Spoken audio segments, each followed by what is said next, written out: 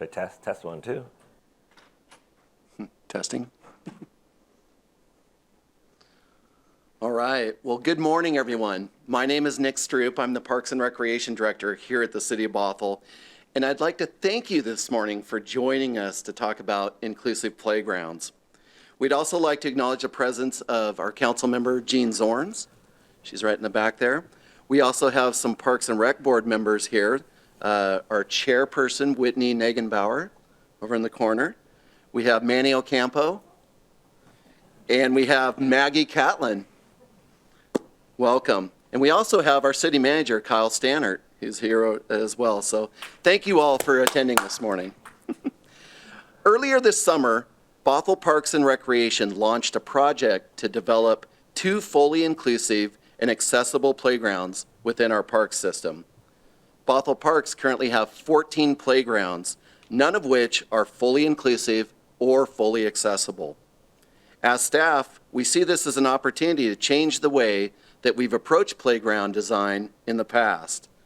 Our commitment to you is that we're here to listen, learn, and adapt with you to create play spaces that meet the social, emotional, and physical needs of our community. The purpose of today's meeting is to introduce you to the concept of radically inclusive playgrounds. The presentation will include a discussion on the why and how surrounding the concept of delivering radically inclusive playgrounds, and this is just the start of a conversation here at the City of Bothell. With that, we feel extremely fortunate this morning to be joined by Cody Goldberg, founder and chief play officer for Harper's Playground.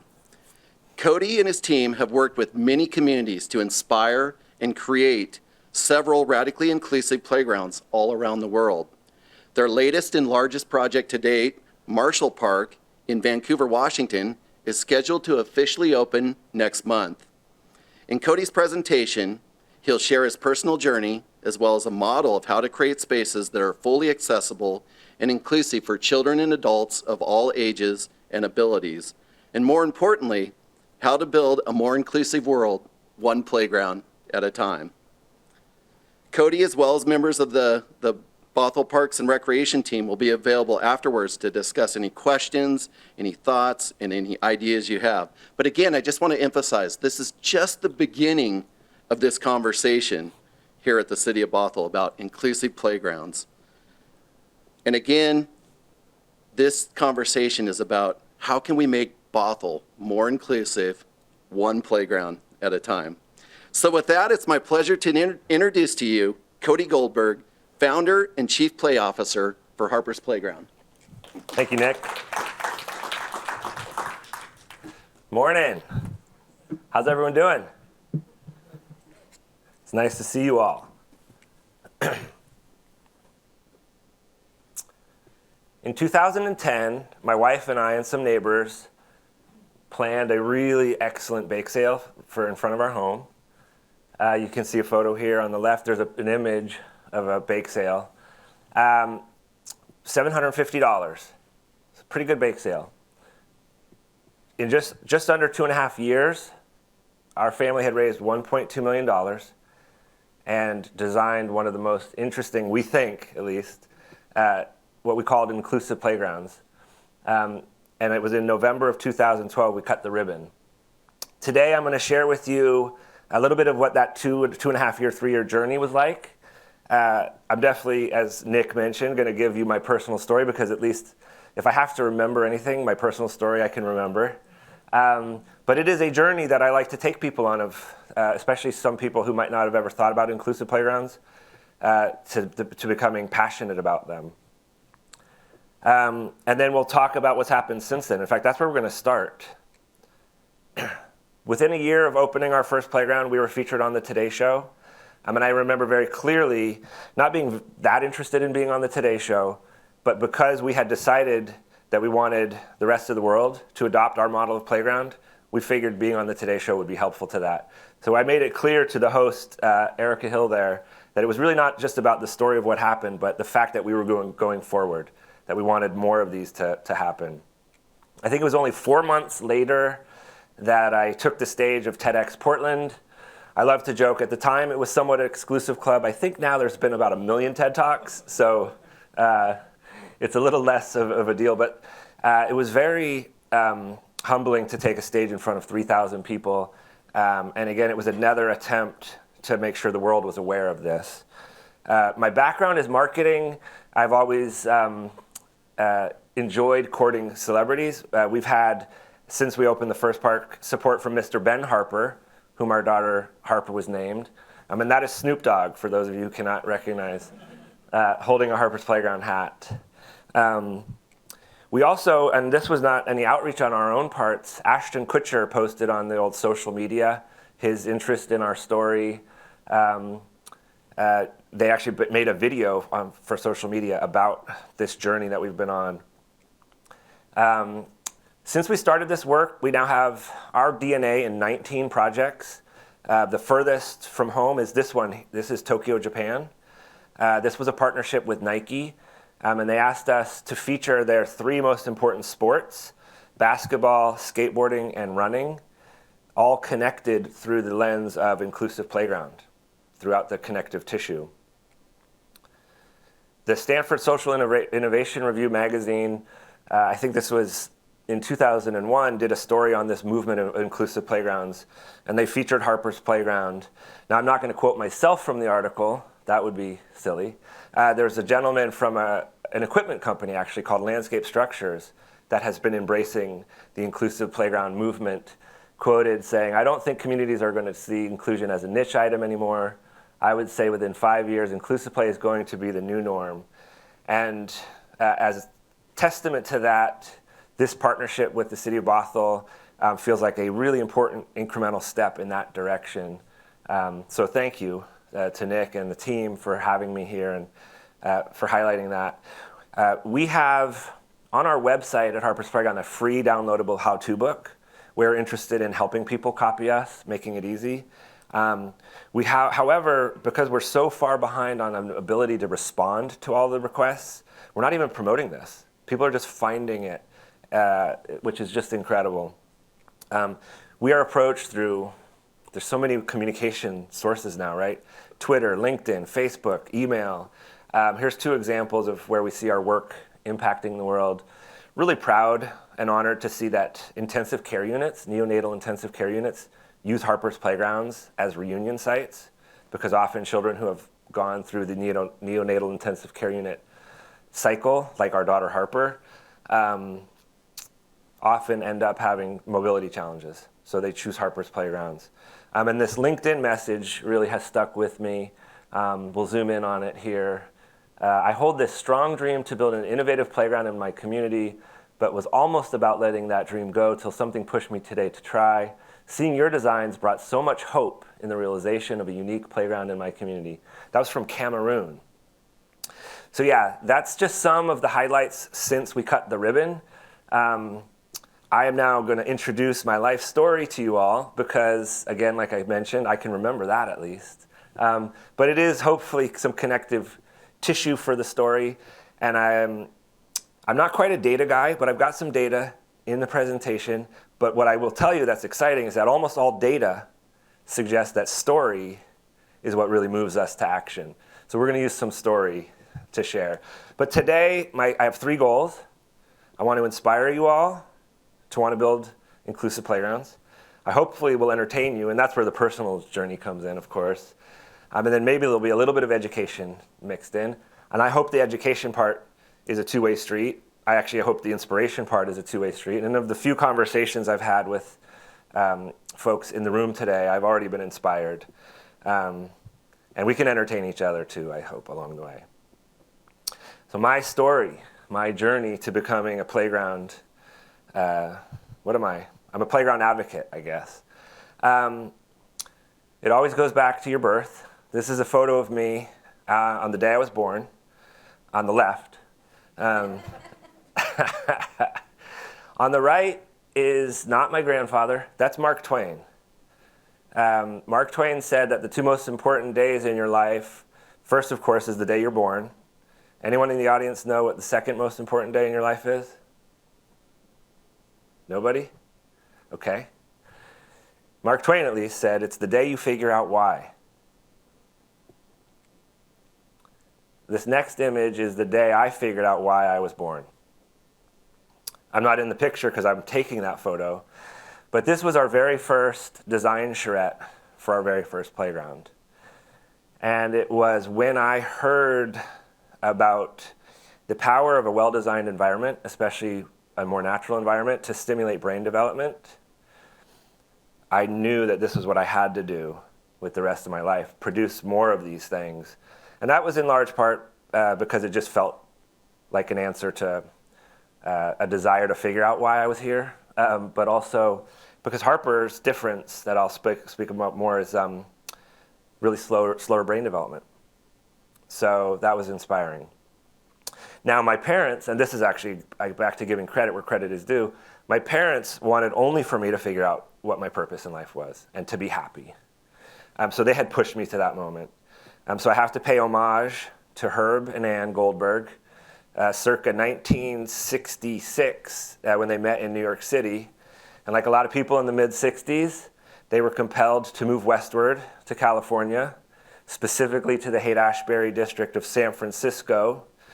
And it's amazing how impactful the environments we are in can be to us, how they can even transform who we are.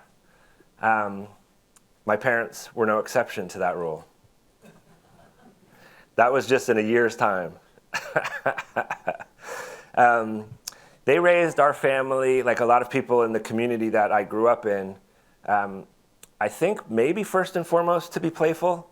So my personal journey to being a playground fan and advocate started on my very first playground.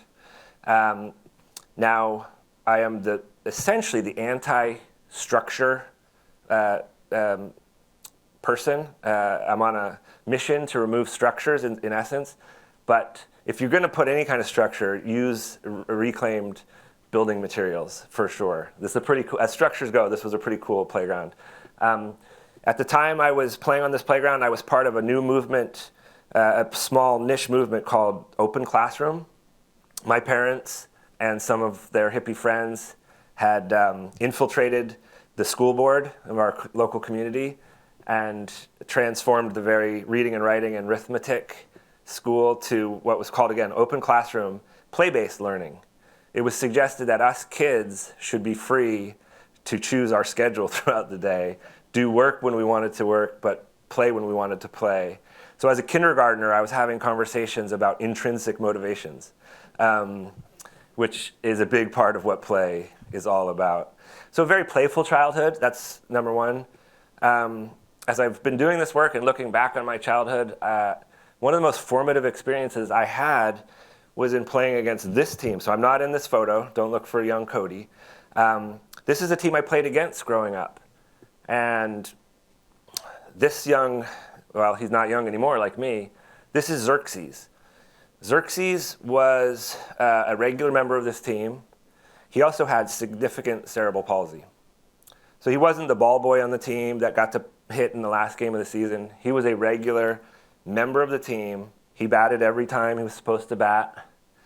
That's what we call inclusion.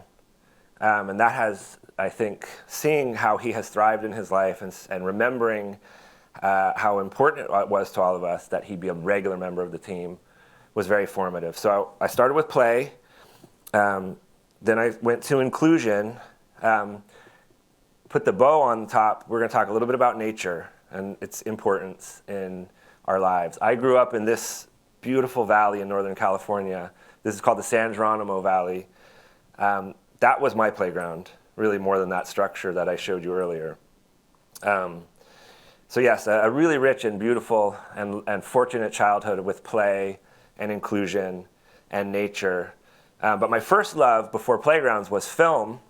And to keep you entertained, I'm hopefully going to inspire you and educate you about cinema just a short bit. How many of you have ever seen the film Over the Edge? 1979, classic. Incredible rock and roll soundtrack. Matt Dillon's first film. No Over the Edge fans. Okay, I don't know if I'm dating myself. I think some of us are in the same ballpark. I shall not quiz you. Although I just am curious if you can remember even just the main, sort of the through line thesis of the film, by chance. Okay. Do you remember that it had a good rock and roll soundtrack? Excellent. Okay, believe it or not, I didn't throw this in there just because it's one of my favorite films of all time. The main thesis of this film is that when building, especially a new community, an intentional community, if you leave the kids out, they will rebel. And so the kids actually in this film lock all their parents in the school and they like destroy the town because they're so mad that they were not part of the conversation in designing their community and they had been left out. So it's kind of an interesting, I found a way to fit it in as well. My first love was film. I'll take you through this quickly because it's not all about me, but I actually went to New York University Film School. That's a photo, there's a photo of me with one of the first video cameras ever invented. But then I'm shooting a student film out in East Hampton. I actually had a tiny half a career in Hollywood. That's me with that little marker scene in shooting in New York City. I thought, I didn't really want to make commercial films, so I'll make documentaries. My first failed documentary was called American Dreams, and I drove across the country interviewing people of all walks of life about their dreams in life and whether or not they were pursuing them. If not, why not? Guess what most people said they were not doing? Not that. And money was the reason why. My second failed documentary, and there are no such thing as real failures. It's a failing forward type of thing. But I spent a year living out of a Westphalia camper, traveling with loosely we'll call them a band, a percussion band, traveling through Mexico, passing the hat, busking. I was 30 years old. I definitely was not certain what the future held. But my parents, remember the photo of them, they could not have been more happy for me. They really thought that was the best thing I could have been doing with my life. It was during that time in Mexico that I met my now wife, April. In high school, I worked at Burger King. In high school, she was a state champion cheerleader. Back to inspiration. I just hope this inspires some people that you too can make it. My wife April deserves a lot of notice in this presentation and in this movement. This whole thing was her idea, actually, and I'll get to that in a second. But we were married in 2001, and by 2005, we were expecting our first child, Harper. So actually, you can see our wedding photo and our expectant photo. As I've already alluded to, the entry of Harper into our lives was pretty impactful. In fact, while April deserves credit for having this idea, of course Harper deserves credit for inspiring this idea. On the day she was born, she was unable to breathe on her own, and the hospital where she was born was unable to intubate her, and they asked us to give up. I still get chills thinking about that moment. Somebody came from another hospital, a really fabulous ENT, who saved her life. She was whisked away from us to a hospital across town, and he performed surgery to remove what was otherwise a benign cyst in her airway, but it was blocking about 85% of her airway. During prep for surgery, they told us they had discovered a heart defect. During her month in the intensive care unit, they took a blood sample, did genetic testing, and they told us basically on the day that we were able to take her home, that triumphant day, that she has a rare genetic difference called Emmanuel syndrome, and we should expect that she'll never walk nor talk in her lifetime. Also, I get chills every time I think about that moment. So I mentioned earlier why I'm alive, at least why I think I'm alive. Inspired by Harper, and on this day happened to be, I can remember the day, it was March 1st, 2011. The reason I can remember the day is that's actually my birthday. And that was the second sign that this was just something that had to happen. The first sign, back earlier than this day, we approached the community through our neighborhood association, to suggest we wanted to build this playground for our daughter. And they were very amenable. They liked the idea. And I met with them in January of 2010. And in the middle of March of 2010, I received a letter from the neighborhood association suggesting that they not only supported the idea, that they were going to make it a priority for the neighborhood. And the letter was dated March 1st, again, my birthday. And it was a year later that this world-renowned designer who's in that image, from a firm in Berkeley, California, she was coming to town and she said, I'll be in town on March 1st. We'll do a design charrette. So I don't need 3 signs. 2 is plenty. This is what I should be doing. So that's a big part of my story. Now I get to tell you the Harper's Playground story a little bit, back to that 3-year journey. Defying the odds, at the age of 4, Harper was walking. Well, not totally independently, but she was using this walker. This is our neighborhood park, Arbor Lodge Park in North Portland. This is in the summer of 2009. And this is the first day we took Harper to the park in her walker. A beautiful sunny day. You can see in the background of the image one of those colorful playground structures. That was our destination. I mentioned my wife, April. This is her quote for local media down in Portland, Oregon, who took interest in our story. She said, everybody has and deserves the right to play. That sentiment was born because of our experience at that playground. So these 2 images were taken at that actual playground that was our destination on that walk. You see on the left-hand side, or not everyone can see, on the left-hand side of this image is a ramp that goes into the wood chip area of the playground. I assumed that was for the wheelbarrows that deliver the wood chips into that area, but no, that's a ramp for wheelchairs. Somebody who might wheelchair down into those wood chips would cross the wood chips, perhaps, and what they'll get to is these blue handles on this image. That's called a transfer deck, where somebody from a wheelchair is intended to drag themselves, I guess, up those stairs. We experienced Harper not even being able to navigate those wood chips first. And then when we learned that this was actually ADA compliant, we just thought, no way, that's not going to pass. So we took a look at the playground industry as a whole very closely. We were looking at the design of playgrounds. This one is from a catalog that playground manufacturers sell playgrounds from. There's enough wrong with this image to spend a good hour talking about it. I'll just point out a couple things real fast. There's no nature in it, and nature is vital for children to have access to. Notice how each child is playing by themselves, and it really does almost suggest that you would spend more of your time and energy interfacing with this inanimate object than with your friends. It's not really designed for social play. But most importantly to us, it was designed by people who apparently think that children who use wheelchairs don't actually need them. So we definitely thought something should happen. And we took also a look at play. We started studying play incessantly. If you're going to design play environments, you should have some knowledge of how play works. Play is the foundation of all that is good in any human being. Again, we're talking about what we could spend an hour talking about. We could spend a year talking all about play and just scratch the surface of how important it is to us. But it's so important that the United Nations recognizes it as a right of every child.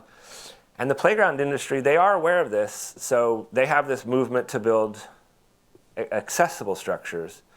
Accessibility is important, and we'll even talk a little bit more about where it fits in the inclusion rainbow, but it's by itself not nearly enough.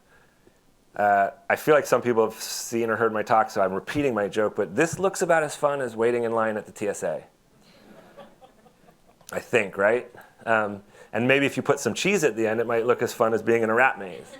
That is so prescribed. Like, you just have no choice of where you're going but to follow that, right? So that's not the right thing.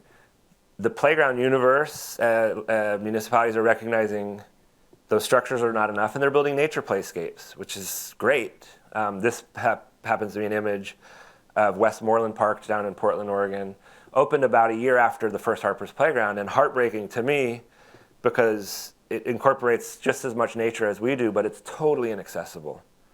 And there's just no reason to be creating inaccessible naturescapes because a lot of nature is already inaccessible. So let's make it accessible to everyone. So our model, the Harper's Playground model, is really all about, and this is the very first design of the very first playground, is about introducing full accessibility everywhere with lots of nature. That's the two most important ingredients. And I'll go through more of that later. But Harper's Playground formed a little, well, it's our family, right? Another image of Harper on that very first day, the maiden voyage. And I know I'm in Seattle country-ish, so that's a Timbers Army photo. I'm sorry to all you up here. But you know, you gotta support your local team, right? I mean, so we can be friends, I promise. We can get through this part of it. But we took that image of Harper on that first day, and that's actually become a really focal point of our logo for Harper's Playground. That's the A in Harper's Playground. And I mentioned we raised $1.2 million in just shy of 3 years. My accidental post-film career was in marketing for Adidas and Red Bull Energy Drink. And I really never wanted to sell sugar water nor sell shoes, but I'm excited to sell playgrounds to you all here today. So yes, we used our girls to shill the organization. Another image, bear with it, Seattle fans, but the Timbers and the Timbers Army became huge supporters of Harper's Playground. We sold scarves. We raised over $25,000 for selling those scarves. We were lucky to actually be in the first maiden, it was 2010, it was the first season for the Timbers in the MLS, and really helped turn this movement into citywide movement. We did benefit concerts. I even raffled off my very own Cadillac, which I had never actually officially cleared with my wife to purchase in the first place. So luckily, we turned a good profit on it by putting it into the raffle. We do love fundraising, and while we often are called to help communities with design, we are also often called to service to help fundraise. And I think part of the fundraising experience that I think is so fun, it's a great way to ensure the community's bought in. They're actually buying in with their dollars. I mean, there's several ways to invite the community to do that, whether it's selling them tickets to win a Cadillac, perhaps, or often like named bricks within designs. It's really nice to allow people to not only invest, but to have a piece of it as well. So we love doing that.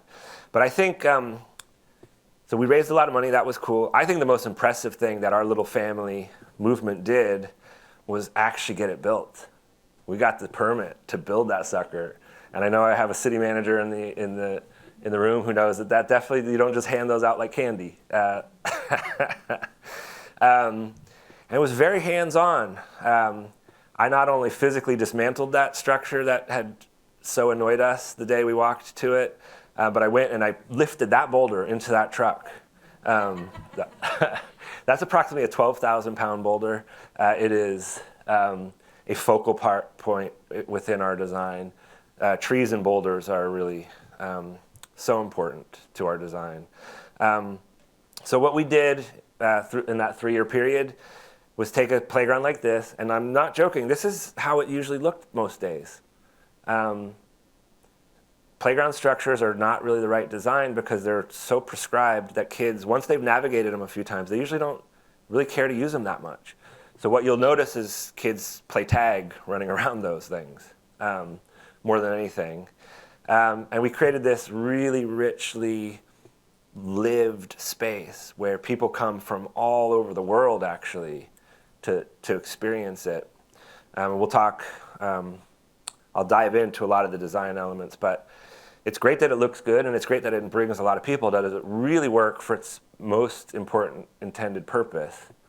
And this photo that I took from my probably iPhone 1, now we're at like 14, right? To me, this image says everything. And right, they may be in verbal play right here, these two players, but they're probably just getting to know each other. And by creating an environment where kids of different backgrounds or different ability levels can create friendships, it would have been okay to me if that 3 years of labor, that incredible playground had been whisked away by a tornado the day after this moment alone would have been worth it to me. I think this is everything. Luckily, the playground's now, it's going to celebrate its 11th anniversary or birthday this November. I don't have the data, but we know it's touched a lot of people in a lot of ways just like this since then. It's really important to remember that a good public playground is not just for children. Multi-generational play is important, and also just being able to connect together. And sometimes it is a parent who experiences a disability. This image is also one of the most important to me because this woman shared with us that this was the first day she had ever experienced being able to swing her child on a swing, and she had wanted us to know that she had saved up special to buy a home within rolling distance of this playground, our very first. Now, our next spokesmodel is Stella, showing what it is like for somebody who uses wheels to have freedom of motion in a space. And it is everything. You can see, those of you who can see these images, there's an image of a young girl really having a good time. And now I want to pause for just a second to make sure I nail the most important point I could make today. If there's one thing you keep with you after this, aside from the importance of Over the Edge, the film from 1979, or that image of my parents, young and old, like that. It is this. Really well-designed spaces, especially, and a space is not designed well if it's not inclusive, in my opinion. A really well-designed inclusive space, it is all about designing for everyone, not designing just for disability. An unstructured environment is what children of all abilities want. It is what they need. These children in these images playing at Harper's playgrounds are happy. They're enjoying themselves. One of the reasons they're doing that is because the environment works for them on a personal level. I'm also convinced that one of the reasons they're happier is because kids are empathetic. We are all born empathetic, and somehow the world has had an ability to beat that out of some of us, but kids are almost always empathetic. I work with kids all the time. They want to see their friends of different abilities in the same space as them. They want to connect with them. And so even if they don't know it, when they enter a space that's not inclusive, they know intuitively they're missing something. So this is why this is so important. I'm ready to take arguments if they come later, but I just cannot think there's any argument against doing it this way. And there's really actually, this is known to some extent. These images are meant to highlight something called the curb cut effect. The curb cut effect, I believe, my understanding, it's a term that comes also from Stanford, that just suggests when we design an adaptation for need, it ends up really benefiting everyone. And curb cuts benefit so many more people than wheelchair users. The list goes on and on. But even just think of a delivery driver who used to have to try to pull their cart up over a curb, and now they can roll right to their deliveries. It's so important. This is one of my favorite images, or cluster of images, from a neighbor of our first playground. This quote it just touches me. So this child, as you can see, no noticeable disability at least, just having such a rich experience at our first playground, and the concept of being thanked for changing the landscape of a child's childhood. It really means a lot. A central feature for us that I'll actually even jump into more, speaking of an unstructured environment, is a very simple hill, a very simple form. And so these children utilizing this hill in this way of interacting and play, it really shows back to like how the design can connect people, even in touch like this. So they're imagining this hill is steep. It's not that steep. And they're imagining that what I'm pretty sure is going on, if he pulls the hand off, his friend is going to fall down the hill. That's really creative, interactive, and touch, and really awesome. So Harper's Playground, we celebrate our design. We have a lot of partnerships that we do. Back to what we'll be encouraging your community is not just to invite the community to help design and build these, but to help activate them as well. We love activating our space. We have never contractually obligated ourselves to maintain the parks we help build. That's because we're so small and it would be hard. But we love to help. And I can promise you that if we're still around, we would probably love to come up and help organize cleanup parties. It's such a fun way to actually share with people the richness of the space, and corporations are always looking for hands-on volunteer opportunities. We will encourage you and help you design a system by which your new playgrounds, which may or may not need a tiny bit extra maintenance, we'll see, there's a lot more nature in there, that you have the volunteer core that will want to do it because they're going to be so bought in. We love doing this. I have future board members in the spaces. We activate our spaces with events like Family Play Day. We changed this to Community Play Day. We actually received a call from a woman who said, I don't have a family, can I still come? That still breaks my heart a little bit. So I said, yes, you're invited. We are all family, by the way, to get philosophical. But we now call it Community Play Day. And there's another example I love. It's yet another disability-focused organization choosing to host events at Harper's Playgrounds. And what we have found is that the need is really great, way beyond Harper. We receive requests. Earlier in the presentation, I talked about from as far away as Cameroon. This one definitely moves me quite a bit. This is a transitional school in Portland. The school itself is adjacent to a park with a very inaccessible playground. And that is pretty heartbreaking to know that their only outlet right across the street really doesn't work for them. So all the more motivation. But now I get to share with you a bit more of what, for us, makes up radically inclusive. I have to defend these empty pictures. This was like around sunrise. It's very rare to see a Harper's Playground not full of kids, but this is around sunrise. But it's nice to have these because it really gives you a sense of the space that we're encouraging. Not a colorful McDonaldland yellow and red and blue thing, but a topography that is, any elders like myself feel like that's a space I could enter into, that colorful structure I probably wouldn't climb on, but I might roll into there. Now here's the thing I will share with you all. Disability is a great uniter. It really is. And any of us who intend to live a long life can count on experiencing disability directly ourselves. So all the more reason for everyone to really embrace this movement. I got my new knee about 1.5 years ago.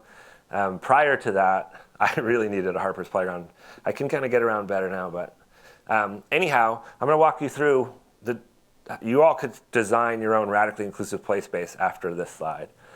So I talked about accessibility earlier. Accessibility is far too often used interchangeably with inclusive. And I think that's partially because accessible is the most important part of it. Without accessibility, you cannot have an inclusive space. But accessibility alone is that rat maze that I showed you earlier, or the TSA line. So accessible and adaptive is what makes a space physically inviting. And adaptive means it's great that you can get to a feature, but by ensuring it's adaptive, it's usable by the most people. By introducing nature and communal design elements like circular seating spaces and choosing playground features that invite collaboration, like group swings, group spinners, things of that nature, it becomes a socially inviting environment. And then there is a difference between good design and less good design, and it is harder to quantify, but it is beautiful artwork, thoughtful details, plenty of seating, plenty of shade. So nature really lends itself to the thoughtful part. Anyone know who designed nature? Anyone? I know you do. You know. There was no permit given. There was no permit process. It's true. Nature is really well designed, so we just have to look to nature and use nature. That's why I think the hill is so important. So the Harper's Playground model, the vision is global domination. We want to dominate the playground space. But we do not want to force our way into any relationship. We really had to do that with our first one. And now, luckily, since that first one, the invitation is pretty open to us to get involved. And we know and we appreciate that bringing people along this journey that I took a long time ago is one of the most important parts. And one of my main goals in a speaking engagement like this is just to get one of you. If just one person in this room decides, yeah, I think this is cool, I want to help out, that's a success today. So I'm going to give you a sense of where we are now in our home territory. This is the Portland, Vancouver metro area. These are the Harper's Playground inspired or involved projects. The largest one in there in the development, as Nick alluded to, will open next month. Date to be released most likely next week. That's been a 5-year, $4 million journey. That's a big one, so don't worry about the number. It's really big. It's really exciting. But closer to you all, this is kind of how we're starting to look. We are in the process of, we will develop 2 together. Pay no attention to the locations there. That's just to show you they'll be in this city somewhere. But our first consulting project ever was down in Bainbridge Island. It's called Owen's Playground. So if you'd like to see what a model that we've been involved with looks like, hop on that ferry and go check out Owen's Playground on Bainbridge Island. It's really wonderful. The entire community, I feel like, in Bainbridge Island embraced that. It was a local family who lost their son, Owen, and we helped that family with everything from design to community engagement to fundraising. And community, like I've mentioned, community engagement and fundraising are really closely tied together. And then a playground that is going to have a different name. It was first called Eli's Playground in Seattle. I believe it's under construction now as we speak. So it should be open by the end of the summer, or I'm not sure their timeline, but I'll communicate with the folks up here about that one. And then again, we're going to do 2 here in the coming years that I'm really excited about. Here's just some of the designs that we've accomplished of those 19. The 2 on the left-hand side are down in Portland. The team from Bothell Parks has been down to visit several of ours. Really enjoyed having the crew down there. The 2 on the right are our first 2 consultancies. The upper right is Owen's Playground, and the lower right is Salem Hospital. We have done several projects that are a private entity, but so Salem Hospital is privately held, but they keep that playground open as a public playground as well. The biggest project is going to serve as the one I can dive into just some of the elements we like to put into our playground. So this is the design at Marshall Park in Vancouver, and I'm going to walk you through just a little bit of what some of the elements are in there. Play is what we talk about perhaps most because we're building playgrounds, but the ultimate goal is community building, is social connection. So we design in these plazas into our playgrounds, just circular seating areas where people would be invited to gather, and where I also can preach the gospel of playgrounds from as well. So the pulpit is in there. The really central feature, the most important feature, is a Harper's Hill. We haven't copyrighted that term, but hopefully you'll call your hills Harper's Hills. Feel free to call it for a local person as well. That's how you get the local community involved. But the Harper's Hill, I could spend hours showing you images of how kids use these things, but just in the summertime, kids actually bringing cardboard to a playground shows that they have really thought about their experience, which is cool. And just try to show me kids sliding down a structure. It ain't happening.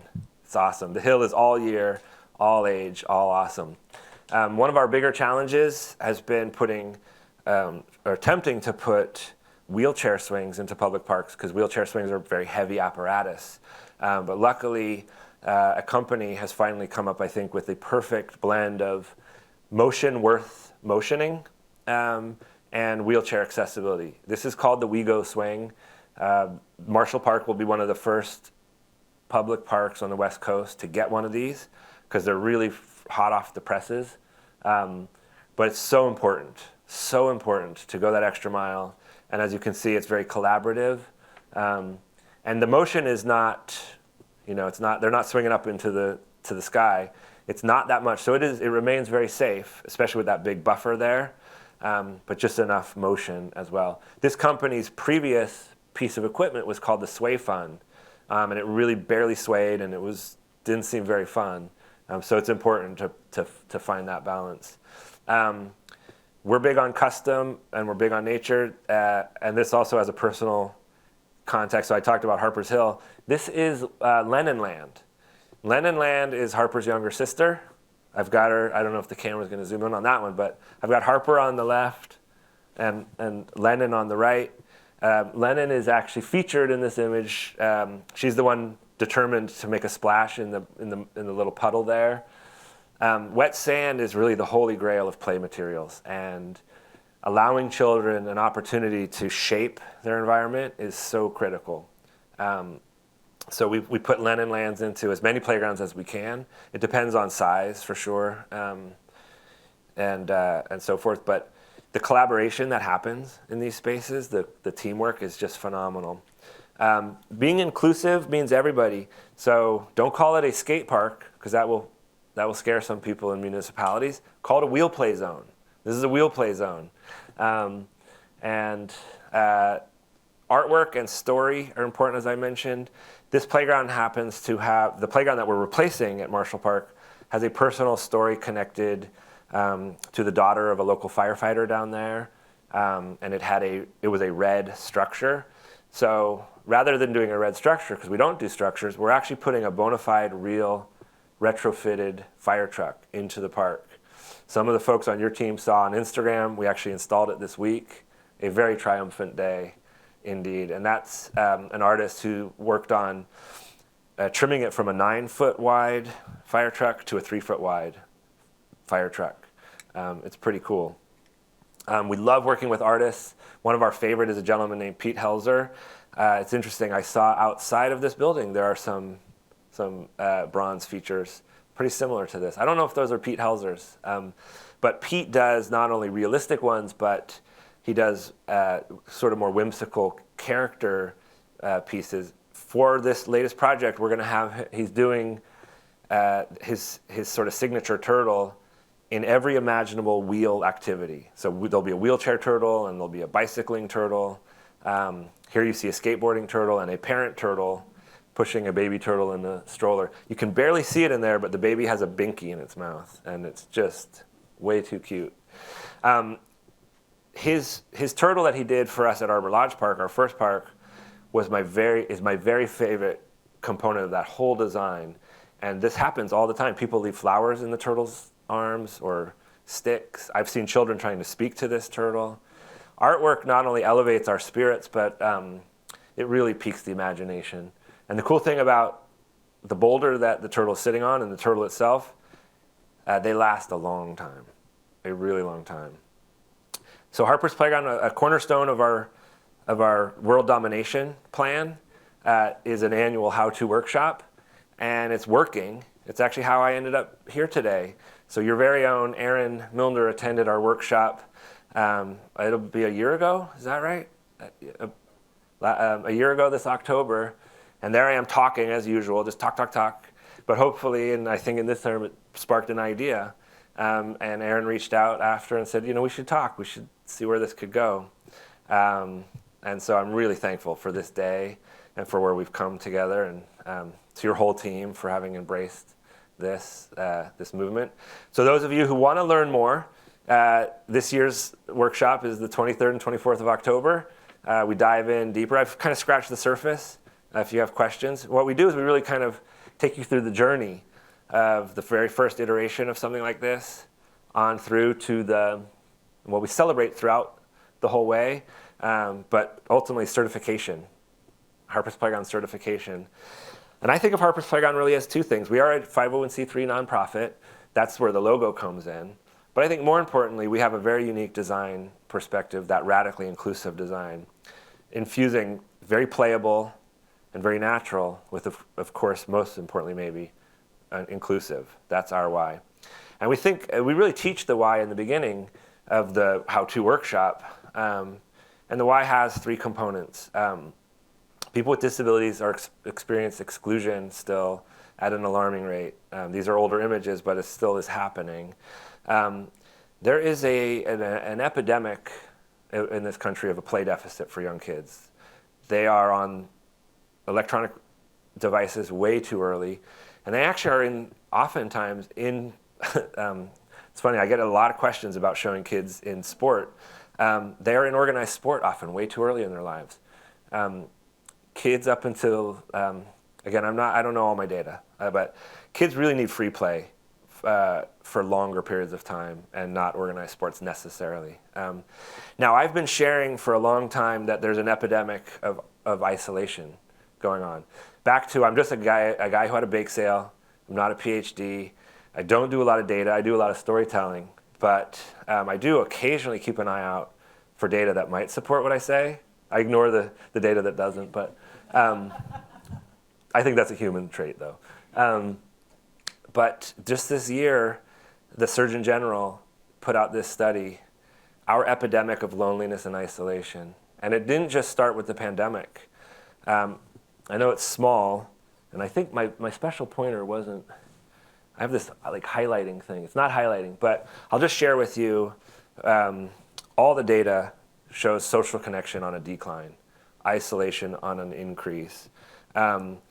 And the Surgeon General's number one recommendation, pillar number one, to strengthen social infrastructure in local communities, the first bullet point, design the built environment to promote social connection.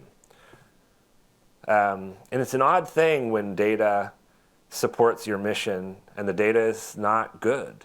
Like, it's not something to be happy about. So I have really mixed feelings about this, but of course, as someone on this mission, I guess it's good to have this support for what we're trying to do. Yeah, I won't even use the word good. The data suggests we should do this. So don't just take my word for it. Take the Surgeon General's. I'm getting close to the end. I'll share with you all one story of impact. Back to story. I don't want to really move you with data too much, but data and story, when they're combined, they're unstoppable. This is Juliana. Juliana and her mother and a family friend helped her write her story, her life story at the time. She was 5 when she wrote her story, and she envisioned herself as a princess that she was. She had a very rare disease that forced her to mostly be at home in her hospital bed, but she could occasionally get out with a pretty robust wheelchair and lots of family support. And she envisioned herself in her story on this really magical bicycle that her entire family could ride on together. And their destination is Harper's Playground. And through several pages in her book, she's playing at Harper's Playground with her family. And the swing that you see there in that illustration is the swing that she was able to sit on one time in her one trip to Harper's Playground. That's how much impact that experience had, that she made it a big part of her story. And she didn't live to see her 6th birthday. And I learned about her story after she had passed because one of her therapists reached out and said, I'd like to make a gift to Harper's Playground on her behalf. How do I go about doing that? And it was like an afterthought. She said, hey, you should actually know that she featured Harper's Playground in her story. And I ended up buying like 1,000 copies of this book, and I give it to people to help them understand the importance, because she should have had a Harper's Playground on her block. It shouldn't have been a burden for her and her family to get the 45 minutes to that playground. So I'm going to open up to questions about our work and this movement and about the movie Over the Edge. I have some slides at the end because I've been told don't end with questions, end with slides. So hopefully I can get to those, but it has been an absolute joy to be invited to come to the community. I am really looking forward to having a conversation now. And then, like I said, I'll wow you all with the final few slides. But thank you all for your attention. I have no idea how I'm doing on time, but hopefully I came in at somewhat the right amount. Oh, there, we're going to yours. Thank you all. Thank you so much. So questions, I'll walk this mic around so we can keep the closed captioning going.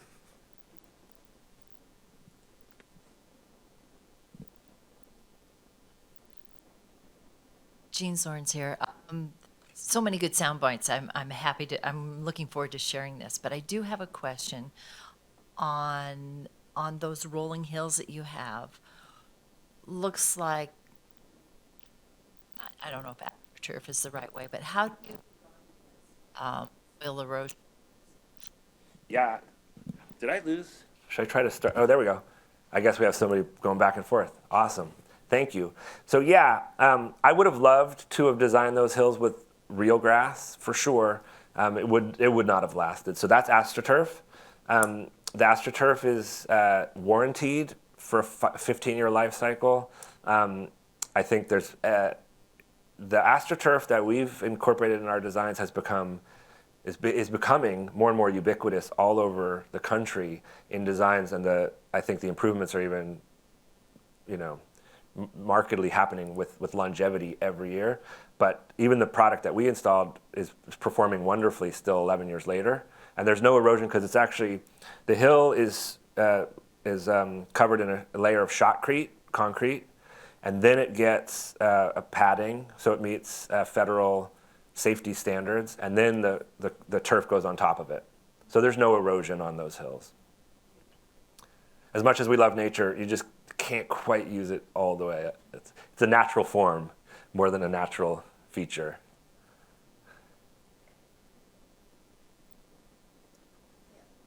Agard here. I didn't really talk much about the space that was necessary, and obviously that may vary with what's available. But what kind of spatial, in terms of size, are you looking at? Yeah, thank you. That's a great. Am I back? Can you all hear me? Oh, okay. So, size does not matter. Playable spaces can be as small as you could imagine them. I think for making decisions about serving people and what's available, obviously I think some medium size is probably more ideal. I foresee a movement that's already happening in parts of Europe in making very inclusive or at least accessible spaces more playable. And I think an accessible feature in a pocket park near an intersection, and I've seen like swing sets near bus stops in Europe and that sort of thing. I think you can create an inclusive, playable space in any size possible. I think we're building some bigger ones, especially this one now, because we want to have a global impact and have it be a destination where people can learn from. But we actually in April opened a very, very small public park in Vancouver, Esther Short Park. It's a pretty small footprint that's wonderfully utilized and playable, especially because there's an integration between the spaces we create and the rest of the park. So the size of the play space is actually sort of more infinite in a way because it's playful from a visual sense as well as within it. But yeah, size doesn't really matter.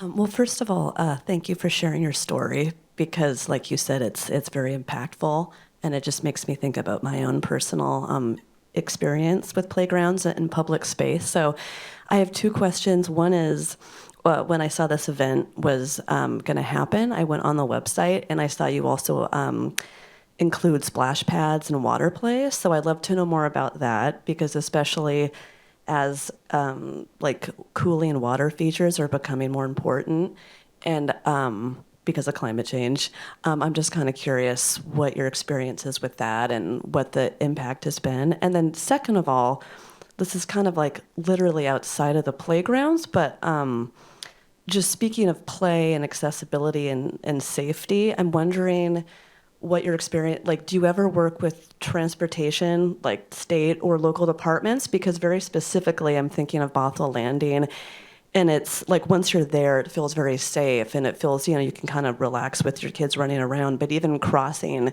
Bothell Way, I've often almost gotten hit. And so, and for such, like a centrally located playground, it seems like you kind of have to think about how people are getting there.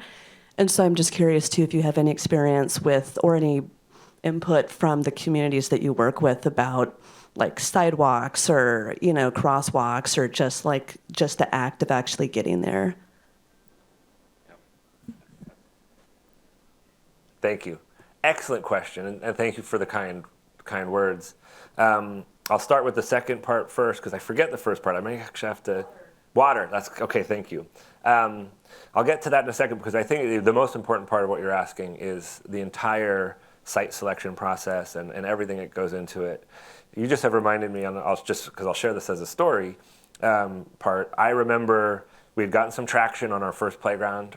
That was our neighborhood playground. So we lived 3 blocks from there. I recognized sort of early on that as much as we wanted to take that thing out, we had to take a step back and make sure that was the right location for what we were about to endeavor to do. And luckily for us, it was actually very accessible by public transportation. We started to look at the other amenities nearby. It actually had a school adjacent to it. That's something we sometimes are looking for. If a park is adjacent to a school, that's a really nice to have. Being within rolling distance of a children's hospital becomes another checkpoint of a good location. Mature trees in place, parking, general safety. Like if the playground is on the edge of a cliff, less desirable, perhaps. So all of that comes into the part that we consult about and help with choosing. We're working towards a system. Right now, you're either Harper's Playground or you're not. You're certified or you're not. We are going to create a tiered system, platinum, gold, and silver. And that will have, platinum will really require all those other thoughts, everything to get platinum. So we'll help guide people to choose the right locations.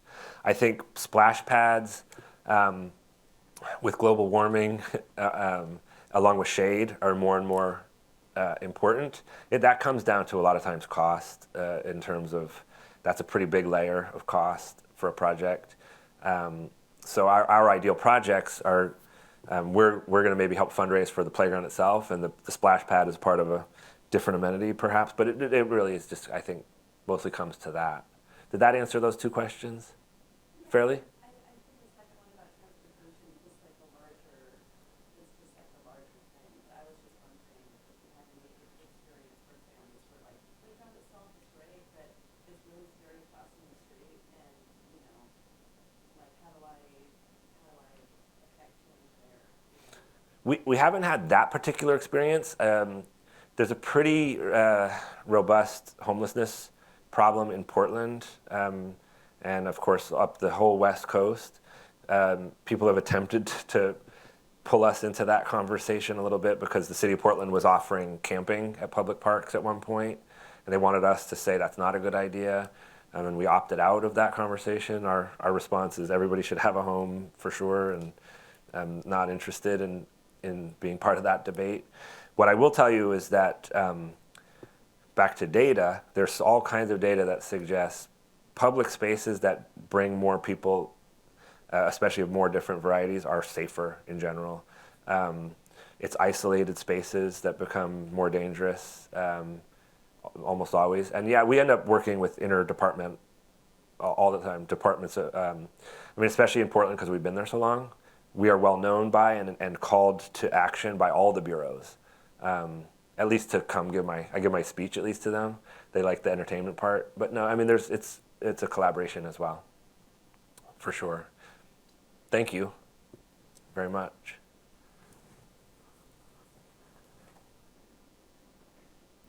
Hi, Debbie Carlson Gould. I have a couple questions too. One is it typical or not that you are sort of redoing existing parks, or situations where it's a brand new build?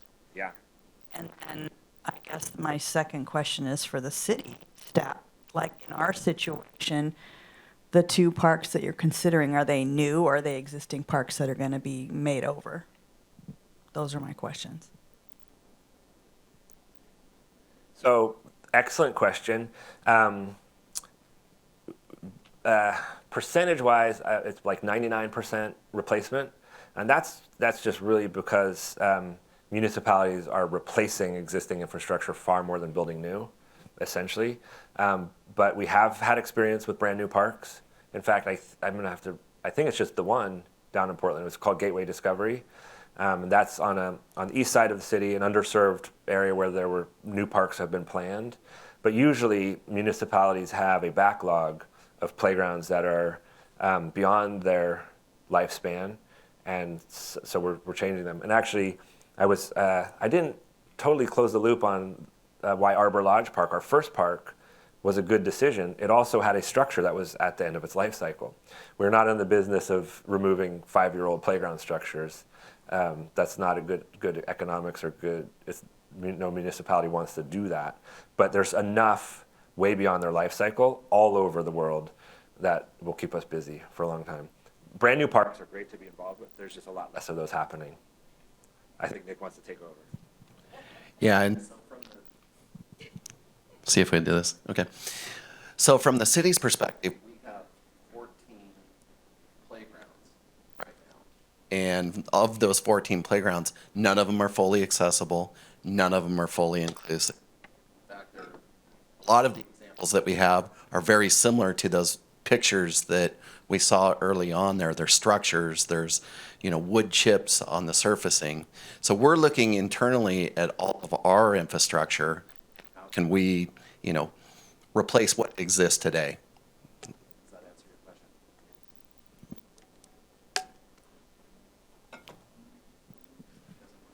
question? Intermittent. Okay, we'll see. Oh. Hi, my name's Bree Nelson, and I'm a special ed teacher, and I mainly work with students with autism, and that involves severe sensory needs. Looking at this makes my heart just so happy. But I was wondering, are there designs that help for, like, lessening sensory stimulation like this? I know playing with other kids is awesome and all of that, but are there areas that are more quiet, more calm? Does that come into play? I paused my answer for the mic. Thank you for being a special ed teacher. My wife is one as well. So the answer is definitely yes, and I think this is also, though, where size would matter a bit. Larger spaces offer more opportunities for that than the smaller spaces. So to truly be inclusive, I guess you do need a little more space to some degree, but a smaller space could be uncrowded from time to time, and therefore it would be, I think. And we should definitely make every size space inclusive as well, even if it's tiny. But yeah, I think especially that's where nature comes in. When there's enough nature, that usually creates a space that allows for that escape. I think the larger spaces allow a child who might need to withdraw that opportunity to find that, especially. A lot of times, the calming effect of touching a boulder and the tactile feedback of that, it can also help. And I think what's important about that too is the education that we do, the education that's inherent in this movement, allows people to understand that their actions may impact their friends differently. And so the most important element of our design is the people. Our spaces are not so much about what we put into them, it's the fact that they will be enlivened by a variety of people. And the more those people actually understand how they're impacting each other, I think the better as well.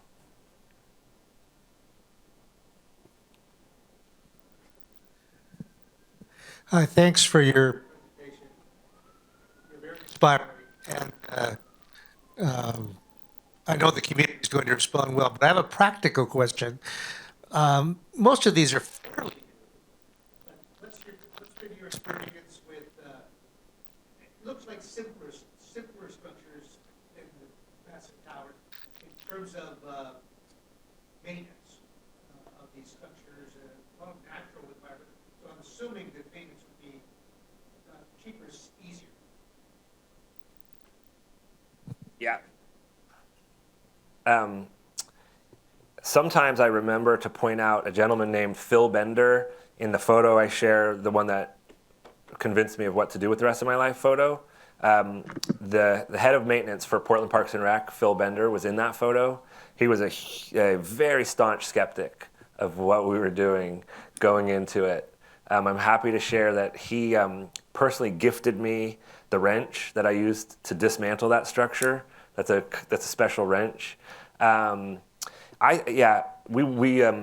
We work very closely with maintenance departments in our design process. That's a natural part of any smart municipality's process anyway. And I don't think we've decided exactly just how much easier or how much more challenging overall it is, but long term, which is important for municipalities to think about, long term, our boulders are going to last a lot longer than a structure. I think we get about 1,000-year guarantee on a boulder. The nice thing about the replacement of our spaces, and we haven't actually had to experience this yet, but it's all singular pieces. And that's the nice thing too. When a structure is at the end of its life cycle, sometimes there's parts of it that are really not done anymore, but you just really usually have to take the whole thing out. So from the maintenance and build side, at least, there's a really good story there. I think it's mostly in terms of that cleanup. Like if we put a lot of trees in there, there's a lot of fall off. It's the cleaning up that small amount that we will hear about from time to time. I've heard especially about that with schools. Schoolyards are just devoid of trees. And I've heard they don't want the trees that we want in there because of the maintenance department. And I usually just raise my hand and ask, are we designing schools for the maintenance department or for the children? Because let's get back to the why. But so far so good overall with the relationships with maintenance. A lot of times it just even comes down to the location of the trash bins and the accessibility for their vehicles and things of that nature. Making sure that that's all been thoughtfully done. And again, that's almost always a key part of the whole process.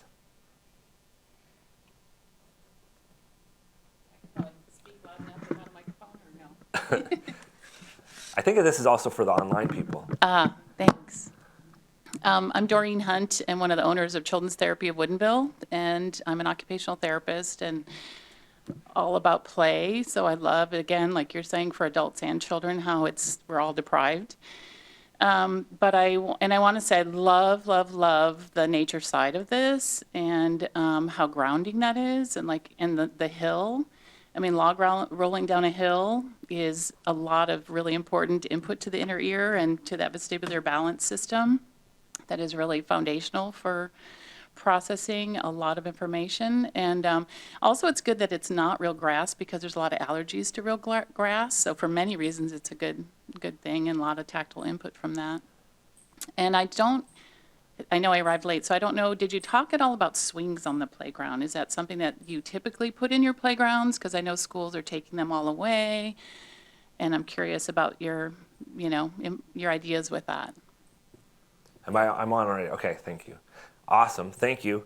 So I think all told, I'm going to take you through 104 slides. And so I always am even cutting a few out, believe it or not. Swings are, yes, vital. In fact, you can see them in the image, right? Yeah. Right, the S in the question mark. Swings are important. Spinning is important. Climbing. So beyond the hill, we have climbing pieces. Bouncing as well. So yeah, but swinging is the number one most important, and we always have swings. I have some images of Harper swinging at the end, so a little hint, but I will close with swinging even. Awesome. Yeah. I appreciate that. I worked on just like with my own little neighborhood playground, and they were going to take the swings away. And I remember the president of the HOA coming to me once and saying, those swings are always busy. Yeah. And it's just really important. So that's awesome that is still a part of your designs.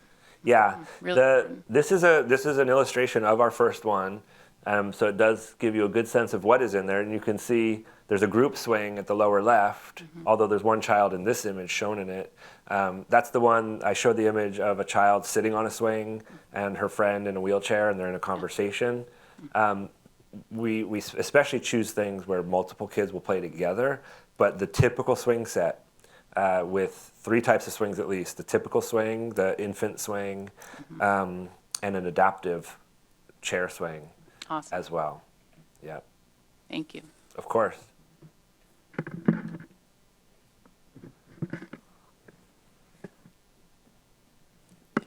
Hello. Where am I talking? Okay, I'm Cordelia. I'm the executive director of Parkour Visions, which is a local nonprofit as well. We also run programs in Portland and run kids programs in Esther Short Park up in Vancouver, or down in Vancouver. So Nice. It's great to meet you. I'm sort of curious about the scope of this project. I really resonate a lot with what you've said between our nonprofits, even down to, one of our coaches is legally blind, one of our parkour park designers is deaf as well, hard of hearing. So yeah, scope of this project, is there space for parkour, to speak bluntly, and would love to talk with you more after this. Awesome. Congratulations. I'm really proud that the first park we built was embraced by the local parkour movement that was happening in that neighborhood actually at the time. And older kids, parkour kids, were teaching younger kids how to do parkour. They loved the hill. If you time it right and you get enough speed, you can leap from one end of the hill to the other and tuck into a roll. More photos that I've removed are a time where I came up short on one of those. There's photo evidence of coming up short is hard. But I've even seen them also use the trees, and they'll get a head of steam up and run up a tree and do a backflip off of a tree.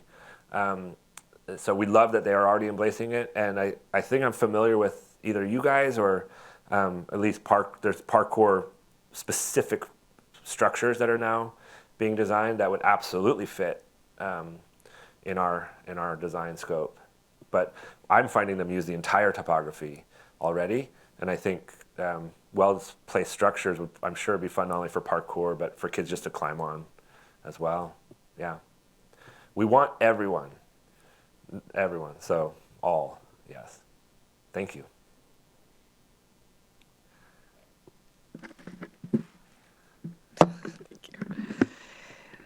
Hi, I'm Becky Catlett. I'm on the board, and I'm a physical therapist. I love the idea of inclusive design. It's so exciting to me. One of the things that I do have concerns about, especially coming from a sports medicine background, is just making sure we get the material usage right. Mainly being concerned about the synthetic turf, and we know that that has led to some cancer risk and is not good for the neurological system, which a lot of these kids are already impacted. So I know there's some better materials coming on the market. I'm just wondering if you could speak to that a little bit. Yeah, thank you. I am familiar with, I think it was one goalie, right? It was a soccer goalie. Yeah. Yeah. My understanding is that is a rubber infill that is no longer used that was associated with that, and not necessarily the grass itself. Yeah, it's the rubber. Yeah, so we don't use that rubber ourselves, and I think it's been mostly eliminated. And I think, so yeah, ultimately, I was familiar with that story. I think that story broke around the time we opened the first one. Not my favorite day in this journey, but I think even above my pay scale in terms of who's working on these things and we're aware of. But yeah, I mean, I think, are there any other? I'd be curious if there are any other beyond that story of other concerns about material choices. It's mostly just the rubber, and I think just very much in this community in particular, there's some more concern about rubber right now and recycled tires because of some extra chemicals in tires that kill salmon. So I know that that's a strong consideration for our community in particular. Probably similar to Portland's. Yeah, for sure. I know that that's no longer used in anything we're working with, and I think that industry has addressed that, I believe, all the way, but we're not putting that in, that used rubber tire stuff. It was in the first one. It was still common then. Yeah, follow up. I have one more question. That has nothing to do with that. But so my second question is, you talked a lot about disability, and certainly that fits with your story, but we also want to think about inviting all ages and all ethnicities, backgrounds, especially our Black and Brown communities. How do we make them more comfortable in our spaces? So I'm sure that you're doing this work and it didn't make it into the slides. I was just wondering if you could speak to that a little bit more. Yeah. I think first and foremost, like I mentioned, disability is a really, unfortunately, great uniter, maybe, or fortunately, I don't even know how you would say it. People of color experience disability at a pretty significantly higher rate than white people do. And so it's like almost naturally ingrained into the work. We have a lot of we do partnerships of all kinds. And so what I have found is the social justice movements are getting better and better about not fighting for the same slice of pie, but recognizing we're better together.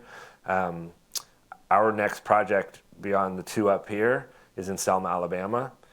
We were called to action by what will become John Lewis Playground, and that was important to us because of the social justice component.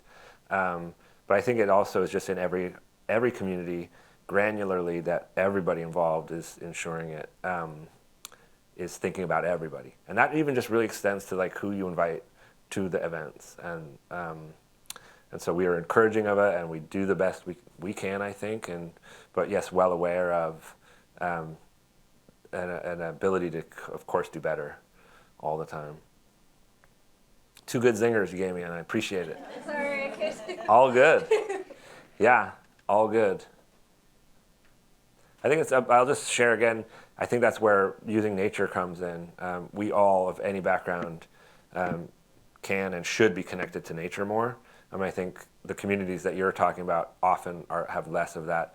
And again, there's a higher percentage chance that they'll have a connection to disability too. So inherently it's connected. I think I even saw my family coming in the door, so hopefully we can coax them in for the last couple slides or questions.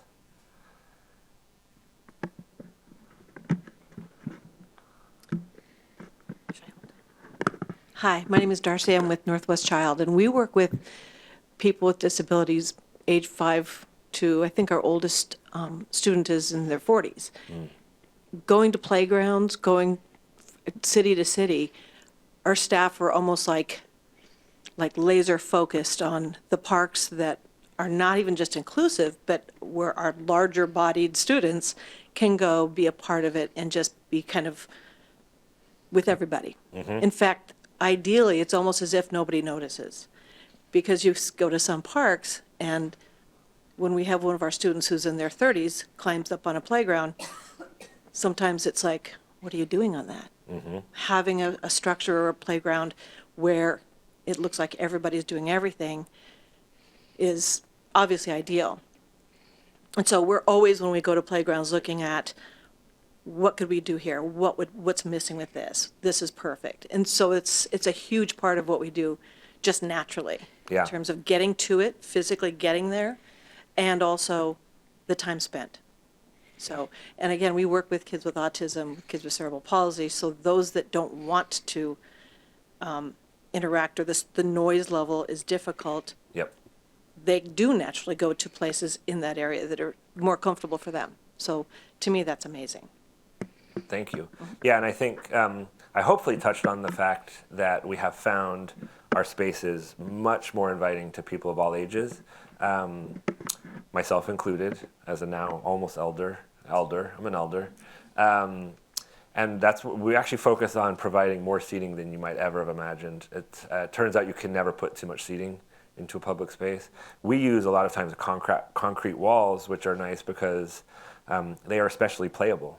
And so we think about multi-purpose quite a bit. And that's, again, where the artwork and more nature, it just doesn't feel like a playground that wouldn't be accepting or inviting to people of all ages. Inclusive means everybody. It just has to.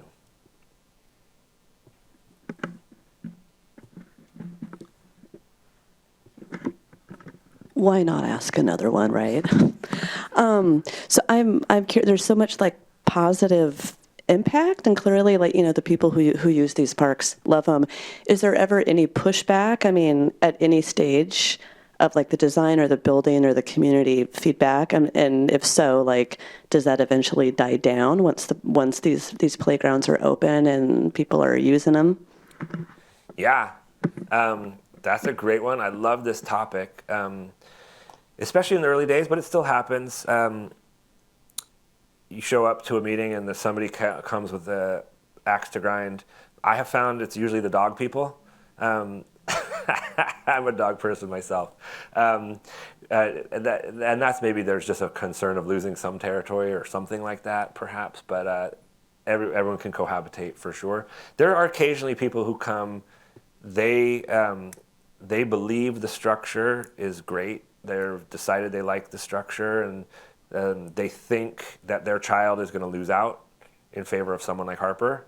There's like a scarcity mentality almost. They're just not really educated yet on the difference. And that happened on the very first playground we designed. I had a gentleman come to me and say, hey, no offense, like, you know, your daughter seems nice and all, but like, why should my daughter lose out for her? And after I pulled my fist back, you know, he just didn't know yet. And so this is just such an important part of my journey, is to take the time to illustrate how much better it is for everyone. And that was why that was the most important slide transition I called out. We have not had a single experience of a kid wishing that their old structure came back and they didn't like what was built there. Not a single, not even close.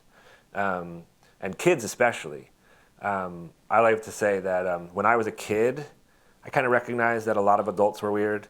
As an adult, I know I was really right when I was a kid. Like, kids are awesome. I love working with kids. Kids never, ever want to compromise in the design for their friends. It's always an adult in the room who thinks, well, no, we've got to find a way to make it more playable for kids without disabilities. So let's compromise something for those kids with disabilities. And I'm like, do you hear your kid is actually saying don't do that, right? Because like they don't want to do that, and there is no compromise. But yeah, so we experience it from time to time from people who have a preconceived notion. I have been called in one room a snake oil salesman because people have suggested it just can't be that good for everyone. That's not possible. So far, we have had no experience with anyone saying, like, we missed that structure. Why'd you do that? Never. Not even close. It's all just been like, we love this space so much. And again, it's because, to be clear, it's really about what we put into the spaces. It's that it invites a wider variety of people into them and they connect together. And that's what people want. Back to that social isolation stuff I was talking about. We are desperately desiring to be connected to one another more. And that's what our design does do. Yep. Is doing. Thank you. Yeah, another quick question. In your experience, someone made a comment about the vestibular canal and getting used to the fluids moving through the semicircular canals. As seniors get older, they kind of lose that motion for, in their sense of balance. Yes, please come in. In your experience with this, because you said this is for people with all disabilities and we're all going to be disabled at some point, at what point do you see seniors and the elderly coming in and not just sitting and watching, but actually using some of the equipment? Yeah, wonderful question. Everyone, if you don't mind me pausing the answer to welcome my wife and my two daughters to the room. Thank you. Well,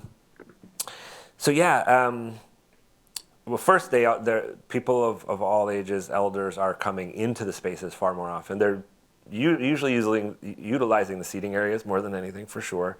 Depending on our ability levels, we'll engage even more. But I've seen them get down onto the hill and roll down quite a bit. I think swings offer a great opportunity because you can decide not to swing too far if that is something.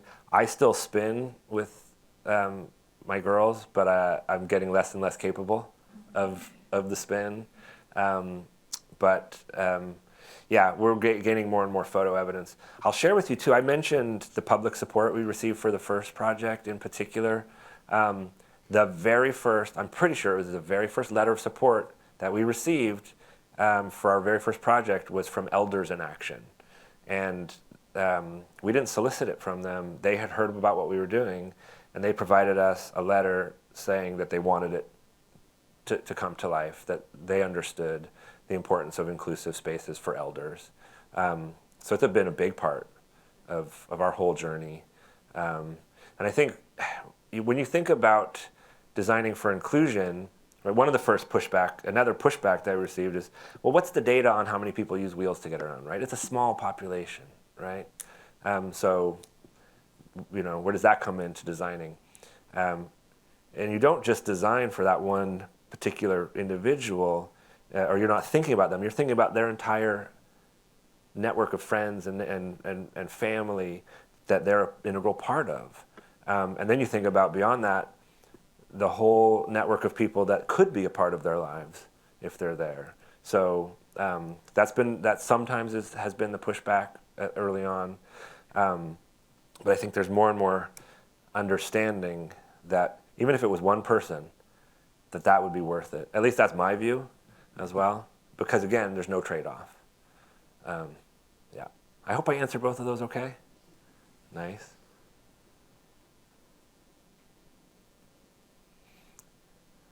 Looks like, remember I have a couple more slides, little finale slides, if you didn't get enough.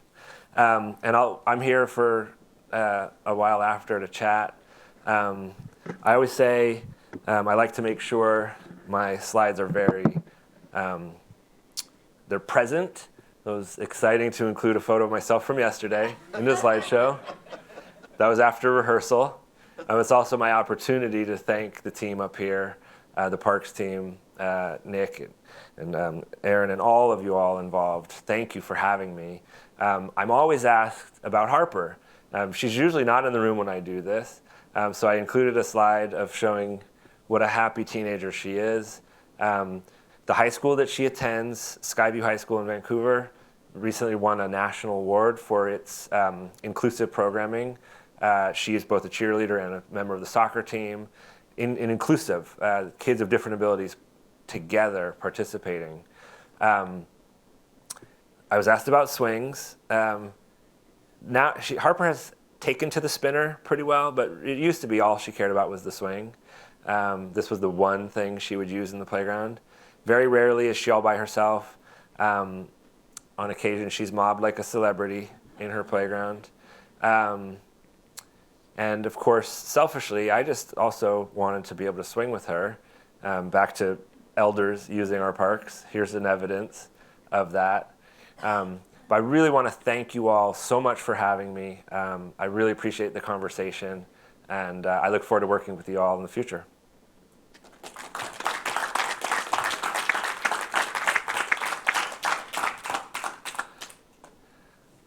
Perfect timing. Perfect timing.